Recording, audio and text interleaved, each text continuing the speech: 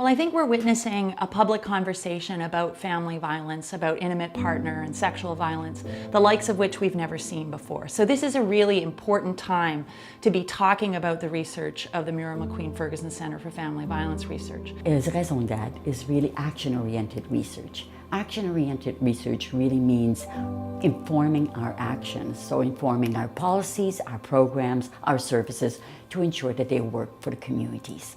I am a board member of the Fergusson Foundation and have been since its beginning in 1985. Professor Jim Asher, who was professor of philosophy at St. Thomas at the time and was on our board, said, well, why don't we get really serious and do research, because we don't have enough knowledge. We said, well, if we're going to do it, we have to do it in partnership with an academic institution. UNB seemed to be the institution that was most interested. To be able to actually come up with solutions to such a complex social problem as family violence, you needed multiple perspectives. We were looking not only at a research team for how to do the research, but also the research team where you're actually going to get buy-in and take-up of the solutions. And I think that was one of the innovations of this centre that was so different than what had been done in the past and what was done at the other centres that was set up at the same time.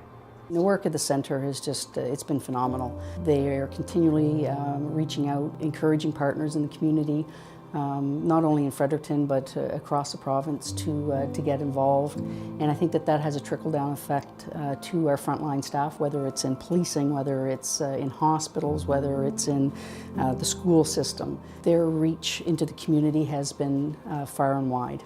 From the beginning, we said that the research question should actually come from the community, not from the academy. So this is not somebody reviewing the literature and saying, oh, here's a different question that hasn't been answered we could do research on. And when you have a system like that, when you have a process like that, then you are actually working on evolving questions and the key issues for the people on the front lines, for the people who are personally affected. When I did my graduate studies at UNB, the focus of my research was on community policing and organizational change. And I am a great advocate for community policing and getting as many partners involved in finding solutions, because the police alone cannot handle this. Nursing alone, doctors, school systems, centers, research efforts. It takes an entire community and a network of people pulling in the same direction to affect change. And I think that the centre has been a pivotal point in pulling those community partners together. So the research that we are doing on the abuse of older adults is set to influence programs, policies, services. Our research itself has been to include these service providers, public agencies, to be able to really understand where they stand on the issue of the abuse of older adults, get to learn from them, as well as other community organizations, on what is available, what can we provide to older adults, and how can we best suit their needs. Social problems are so complex. If it was simple, we would have gotten rid of family violence a long time ago, you know? So it's not so simple. Solutions are complex, and those are the kind of issues that we really need to all work together on. 25 years later, guess what? It turns out it really was a good idea, and it's taken on a life of its own.